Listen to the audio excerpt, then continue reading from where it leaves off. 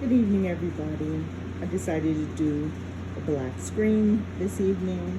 That tends to work really well if we're trying to fall asleep or just trying to relax. And I like having some sort of object lesson while we're talking. But tonight I wanted black screen. So I hope you all had a blessed weekend. I had a very restful weekend. I did work yesterday, but today I really dug deep and made sure I did self-care as well as take care of the things that I need to take care of. I had a thought today to talk to you all about one thing, but God just kept touching me to talk to you about something else. So what I was going to talk about was decision making and kind of how the thoughts are formulated in our minds about how do we make a decision. We gather as much evidence and information as we need to, and then we usually make an informed decision. That's the way we want it to be, but it always doesn't come that way. But as I was working on that, God just took me in another direction, so I'm going to be obedient and talk about that. And I'm also going to get a little bit closer because I know the air conditioning is loud. But what I want to talk about is how the weight of knowledge,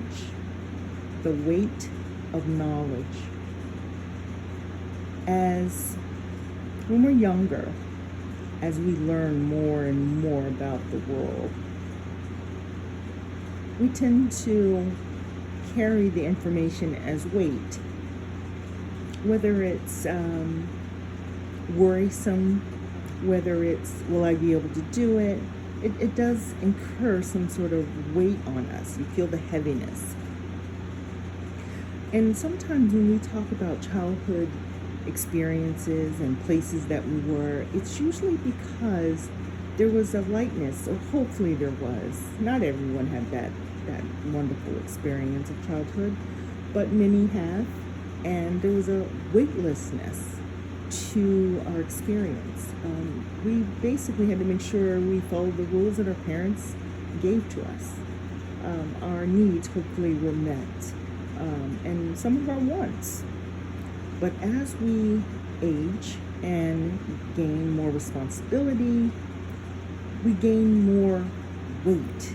The emotional weight weighs on us heavily. Now, sometimes we tend to try to cope with that in some maladaptive ways, whatever those may be. Many of the people that listen to this are in the field, so you know your maladaptive way of dealing with things, whether it's maybe stuffing it down, not really, dealing with it, or just maybe some other way. But the weight of knowledge of what's happening in the world today is overwhelming for people with an empathic understanding of the world, which I tend to draw. People who have a connection with the world and are able to perceive at an empathic level to understand that the yearnings of and groanings of what's happening in a spiritual sense feel the weight the most. These are people who are not feeling free right now, okay? Whether they have COVID or not is not really the forefront of their mind. They're going to take care of their natural body, but they're looking more globally and feeling globally the agony around them, and it can be overwhelming, okay? So we're carrying that emotional, spiritual weight. Of course, we're carrying the weight of our day-to-day decisions that we have to make. We have to make sure our homes are taken care of, our families are fed, and that we're fed, and that our car is working, and all the bills are paid. So we have that weight. That's just under the surface, subterranean. It's there. It's always there. But then there's this other layer of world events. The first one being, of course, right now, the worldwide pandemic. But of course, there's so much more going on. There was an earthquake, in Haiti. There's there's war. Or I just saw on the news, and I was talking to my sister about it. And Afghanistan fell. The capital fell, and so that these are different experiences in the world, and we are the people who are going to be affected by the butterfly effect. I truly believe that the butterfly effect, that butterfly can be fluttering in China, and the ripples that it puts out in the atmosphere are going to be felt transatlantically, transpacifically, by those of us who are empaths. So we are going about the world and experiencing, normally we already have trouble kind of blocking these people out. Anyway, I tend to get a migraine when it gets overwhelming, but we know what's going on spiritually and on multiple levels and multiple spheres of time.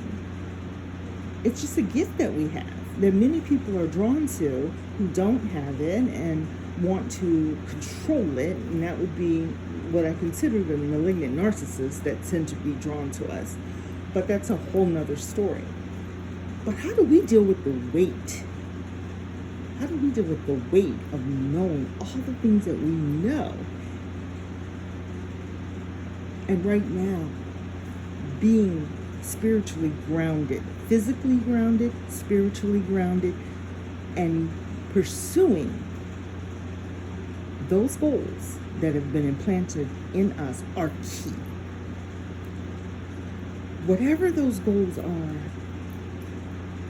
we need to be very specific, and we need to be more pointed than ever to outline and delineate exactly the steps we need to make it to the next level. There's no more time to play. There's no more time to sit by the water and say, yes, I want to get healed if I could just get into that water. And Jesus walked by and say, hey, will you be made whole? And the man said, yes, after some conversation. And immediately he was made whole. Didn't even have to go to the water. That's what the Bible said. God said, take up your bed and walk, and he walked. However, as we're walking, stay grounded. How much of an oxymoron is that? Where I'm saying stay grounded when maybe my last 4 times of us talking, I've said we're in the middle of water and look at his face, focus on him. And that's really what's happening, is that we have to stay grounded while we're walking on water, which is, of course, a miracle in itself. But that's what we are. Stay focused. We accepted the challenge last week. Now this week, we're going to come up with the strategy to be able to be successful. It's not enough to just accept the challenge. Now we're in the race. Now we've got to win the race. So I would encourage you, stay focused like never before. Do the things for your health, for your family's health, your financial health, your educational health. Okay? Be aware, yes, I know that you're experiencing all these horrible things in a different, more magnified way, because if you're an empath, that is what we do. We process that. Okay? Because we're actually the ones with energy in this season. People have become overwhelmed.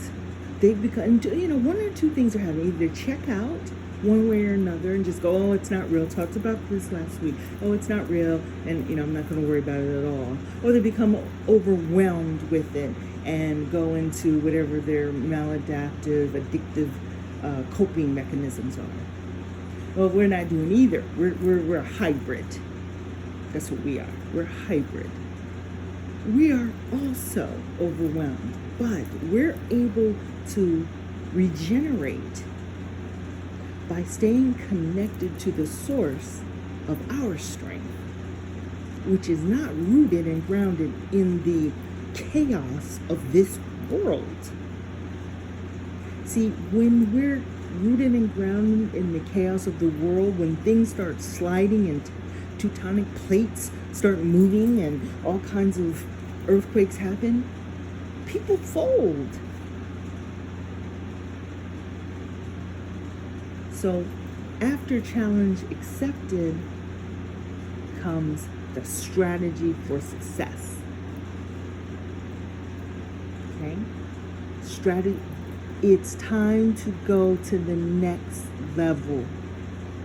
Under the sound of my voice, it's time. No more getting ready for, I'll prepare for, I might want to do it. I don't care what it is. I don't need to know what it is. Everybody has their own assignment. I'm talking to adults usually on this time. You know that which God has set forth for you to accomplish. Now it's not playtime.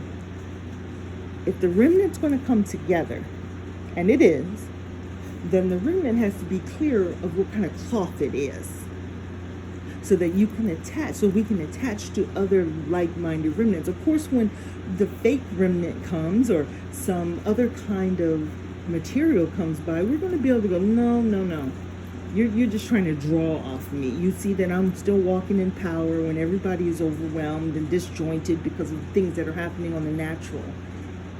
You just want to come here and draw. And I tend to just move those people aside best I can, because I cannot allow myself to become spiritually zapped by anybody for any reason. Doesn't mean that I don't care about people. In fact, the issue is that we care way too much and don't know how to modulate that. Okay?